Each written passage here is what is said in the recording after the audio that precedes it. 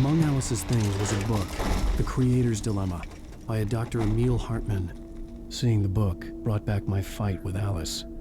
I didn't like it, and I didn't like the guy's smug face on the cover either. The gas station was my best bet. They'd have a phone I could use. It looked like a long hike through the forest to get there.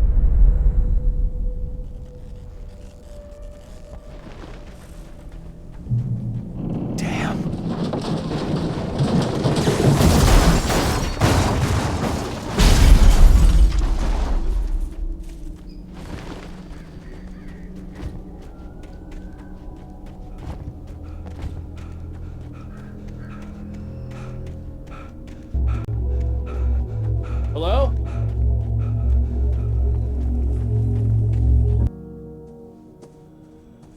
Hello? Is someone there?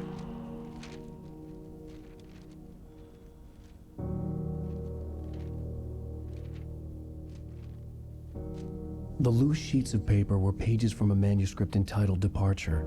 That was the name I planned to use for the next novel I had never gotten started. I was named the author. I hadn't written it. I couldn't remember writing it. In the scene on the page, the hero was attacked by an axe murderer in the woods at night.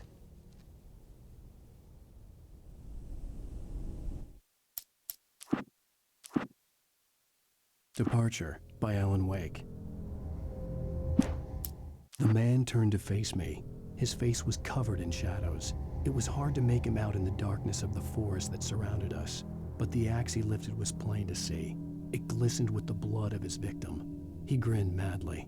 The shadows were alive, distorting his features. It was a scene from a nightmare, but I was awake.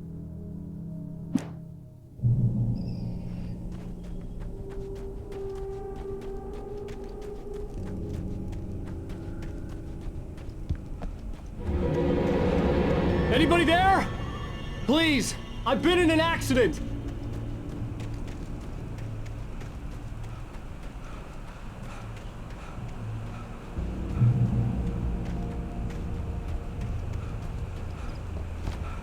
The lights up ahead were a good sign. Maybe I wouldn't have to hike all the way down to the gas station to find a phone.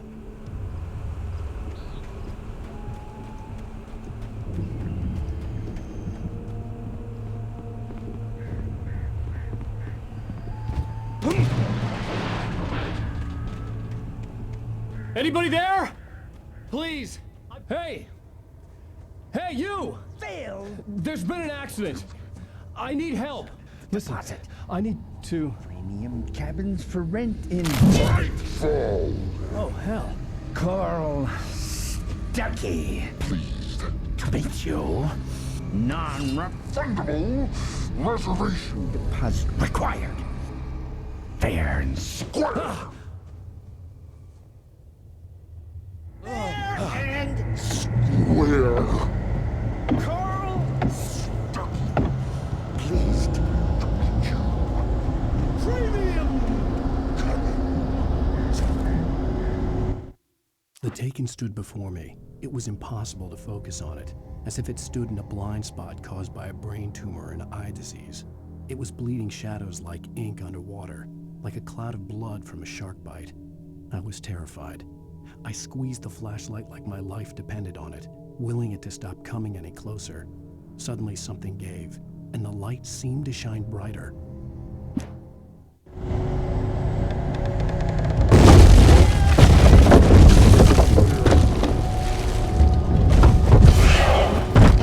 balls.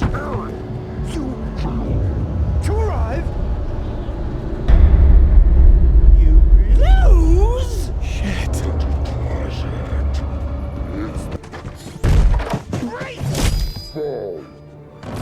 I had to figure a way out of this. Any second now, and Stucky would be knocking on the door with his axe like Nicholson in The Shining.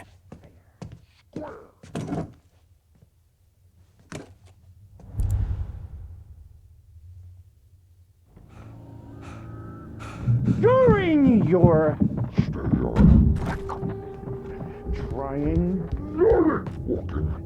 it's the latest thing.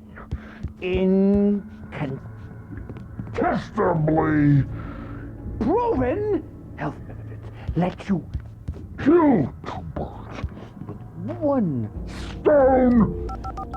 You can see the Yes. sights and keep those cholesterol levels Go! Hello? Hello? Time.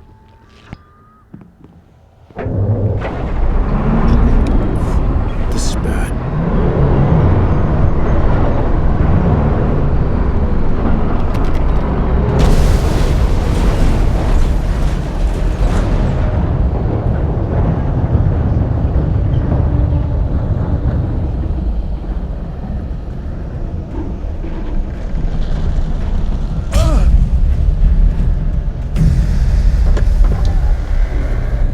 There were more of them.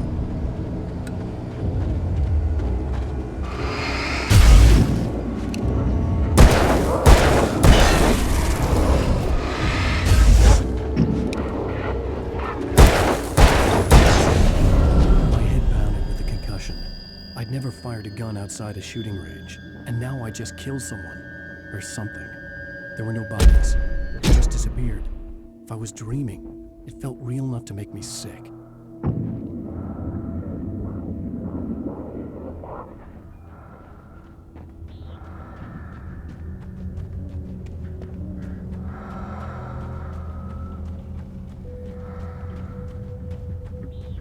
Eerie hand-painted graffiti was revealed by my flashlight. Someone had hidden a chest of supplies near it.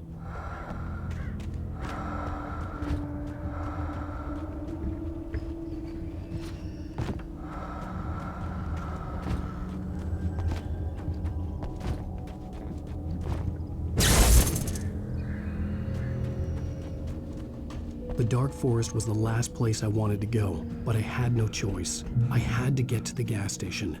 It's rabbit season!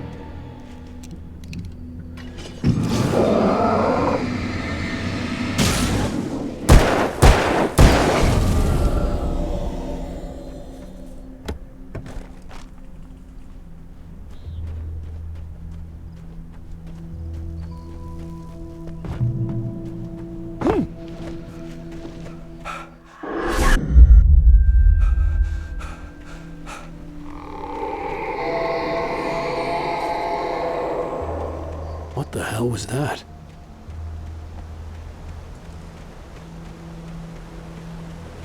When I saw the river below, something uncoiled itself inside my head. I realized that I'd have to find a way across. I didn't even want to look at the water.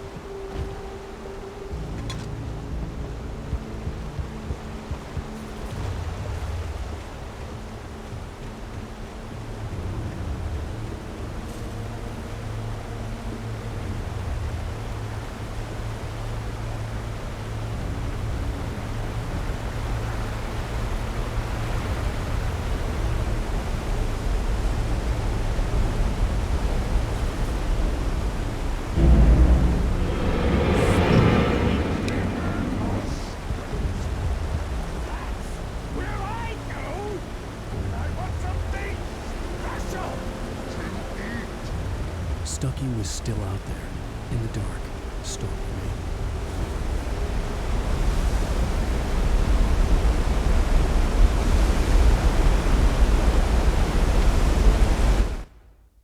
Barry Wheeler was bouncing off the walls. He jumped on a plane after his calls were ignored by both Al and Alice for several days. It could mean that they were both on a second honeymoon, but Barry didn't buy it. Al had been way too unstable for that, not sleeping, messed up. Barry had years of experience dealing with Alan Wake, and he couldn't ignore it. Something was wrong.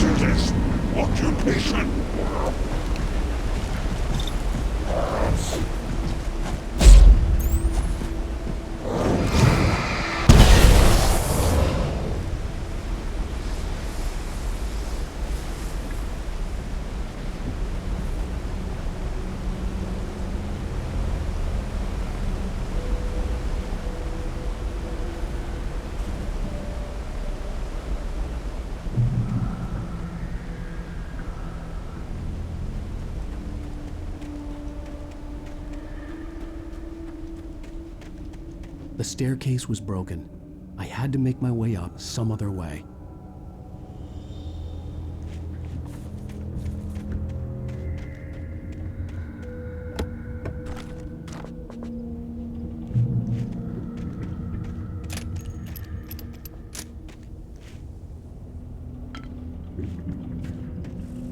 There was no power. There was bound to be a generator somewhere at the logging site.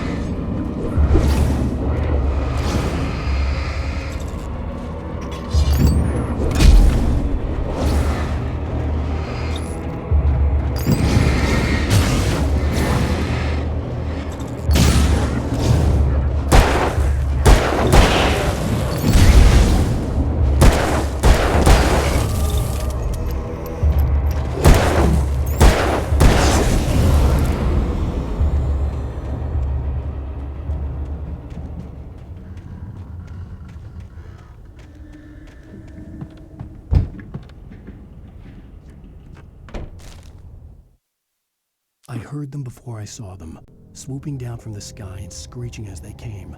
I spun around just as the cloud was upon me. For an instant, I stared into 100 dead eyes, black pearls glittering in the darkness.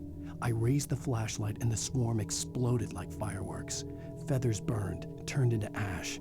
I couldn't hear my scream above theirs. With all this forestry equipment around, there had to be something I could use to reach the top.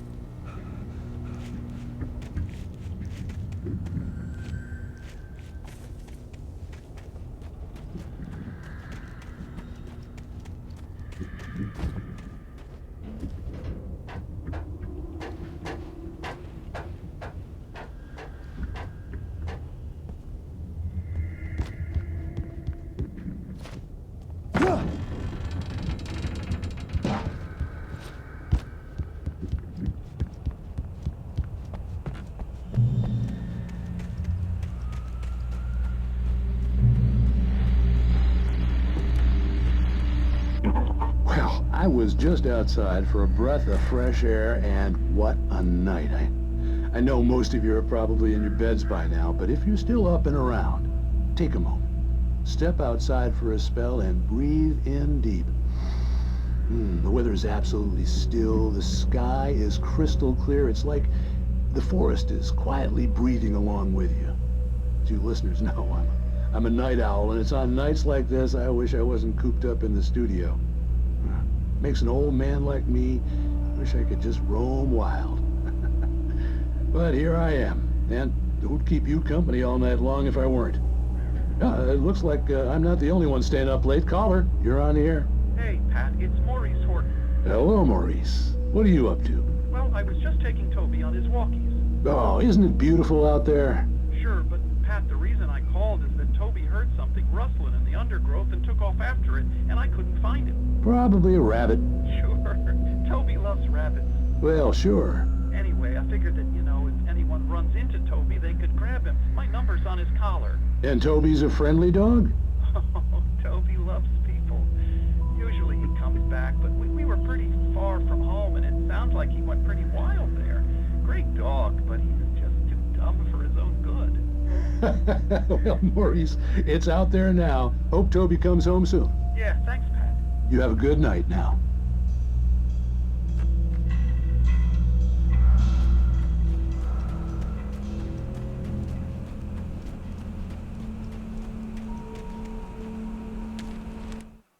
At first, I kept finding the pages as if by accident. The book I couldn't remember was either a terrible and true prophecy or an act of creation that had rewritten the world. I began to hunt the pages feverishly, for they held the answer to the mystery. With it, I could save myself. With it, I could save Alice.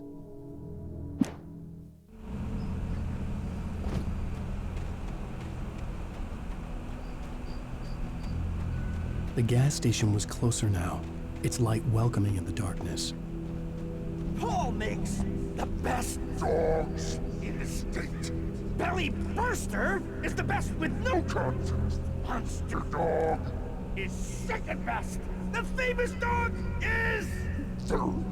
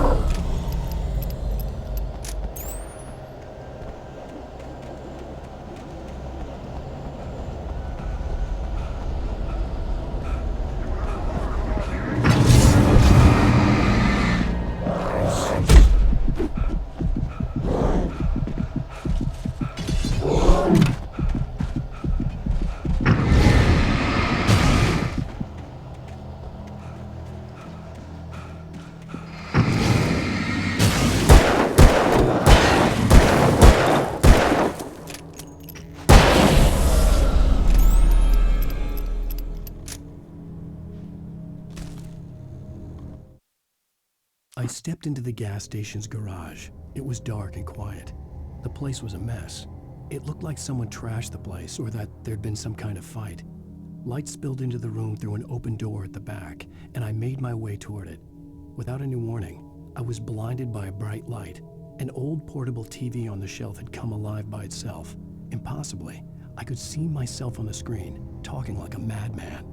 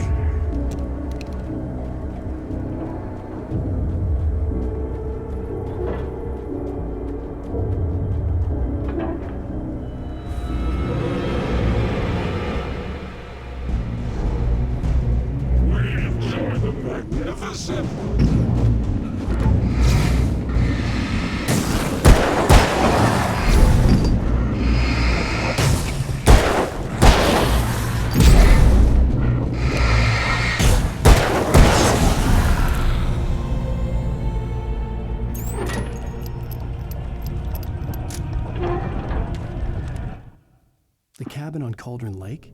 She asked. The sheriff looked at me suspiciously. The early morning light flooded through the office windows. I would probably never have gotten out of the woods alive without her help, but I couldn't tell her the truth of what I'd faced the previous night. She'd think I was lying or crazy. She'd lock me up, and she wouldn't help me find Alice.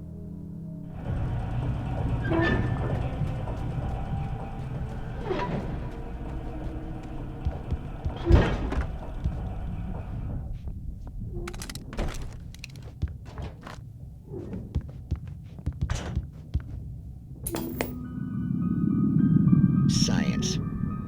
It bestows immortality on those who advance it to elevate all of mankind. Newton, Einstein, Sagan, princes among men. But the price for such a legacy is steep indeed. In Night Springs. Tonight's episode, a quantum suicide. If our lives are already written, it would take a courageous man to change the script. Having called a press conference, Dr. Barclay Colvin is about to demonstrate that very courage. Ladies and gentlemen of the press, I am Dr. Barclay Colvin, and I'm glad so many of you could join me here at the Moorcock Institute. Tonight, I'm going to give a practical demonstration of the many worlds interpretation. As you can see, this is a loaded 9mm pistol. It shall be part of a thought experiment. And now, a real experiment, known as a quantum suicide. Did he say suicide? Is that a real gun? He's kidding, right? Please, stay calm. There is no risk. Observe what occurs when I place the weapon against my own forehead. Now, you might think this round is merely a dud. Not so. Observe the flower pot. And yet, I myself cannot be harmed with this gun. With each pull of the trigger, two new realities branch off. One in which the weapon didn't fire, and one where it did. With my machine here, I have ensured that this reality is always the former. I have bestowed upon myself quantum immortality. Under no circumstances can this gun kill me. So wait. What you're saying is that every time you pull the trigger, in another reality, you die? Yes, of course, but that's completely trivial. There's an infinite number of things that could happen at any moment, and they always do happen somewhere. The point is, this one thing did not happen here. You're insane, Colvin. Insane? Insane? Hey, was this thing supposed to be plugged in? I stumbled on it. You fools! Gaze upon quantum immortality.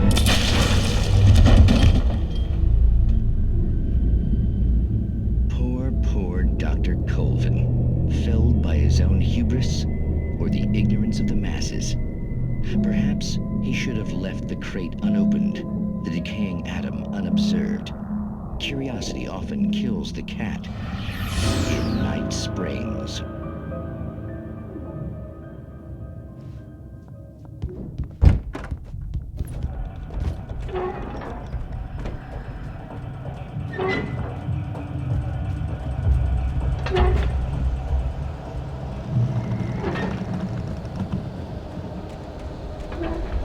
Changing us or what?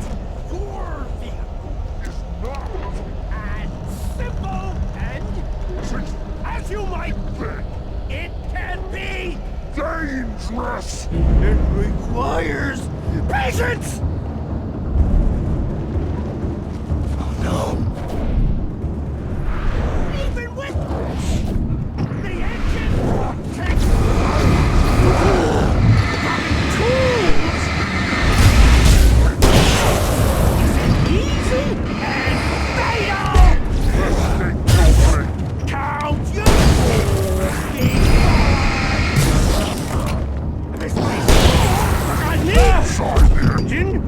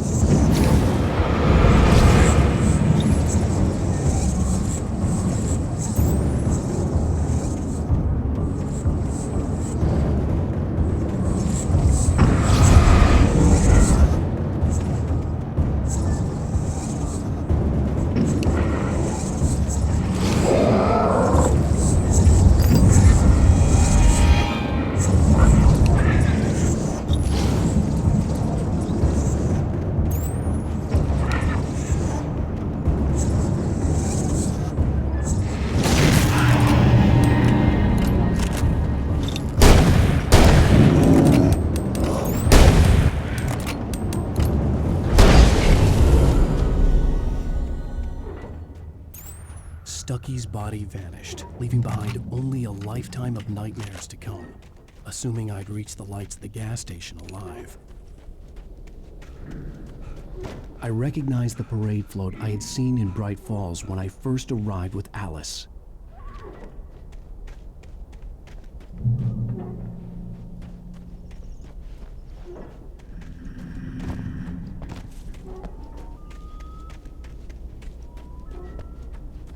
After the insanity I had just experienced in the darkness, the lights of the gas station felt comforting. At least for a moment, the sane world reasserted itself. Stucky spat on the garage floor and tried to shake the cobwebs from his head. Ever since the couple never showed to pick up the keys, things had been fuzzy. A feeling caught his attention. Stucky looked up and stared as his brain tried in vain to process the horror before him. He stumbled back, knocking over a can of oil. A black pool spread across the floor while he struggled for a brief moment, then let go as the unrelenting darkness engulfed him. The Deer Fest had been 2 weeks away when we arrived. If the day count on the banner was right, I was missing a whole week between the night we got here and now.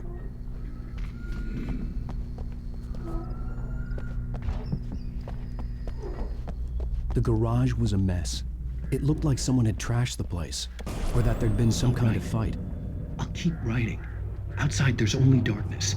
Outside the cabin, outside the story, there's only darkness. I can feel her presence in the dark. Just now, I could smell her perfume in the room. I'll reach her, I'll fix it up. I'll bring her back. The story will come true. If I stop, she's lost. I don't believe this. It'd been me on the TV, talking crazy. Was I losing my mind?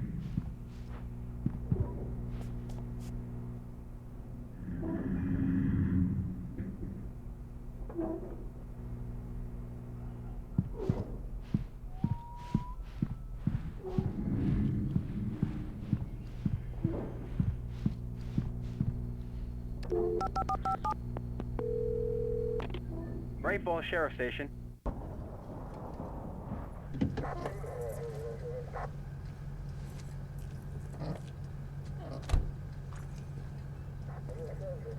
Oh, thank God, Sheriff. Sheriff Sarah Breaker. You are... I'm Alan Wake. But listen, I was in a car crash. My wife, Alice, she's missing. Calm down, Mr. Wake. We were staying in a cabin on the island, on Cauldron Lake. There's no island on Cauldron Lake. Not since the big eruption in the 70s. Please, I can take you there, okay? You look like you've taken a pretty bad knock to the head. Are you okay? Listen. We'll figure this out. Please get in the car. We'll swing by the lake and then we'll go to the station, okay? Mr. Wake, have you seen Stucky, the guy who owns this place? I realized I couldn't tell her what had happened in the forest. She wouldn't have believed me, and then she wouldn't have helped me with Alice.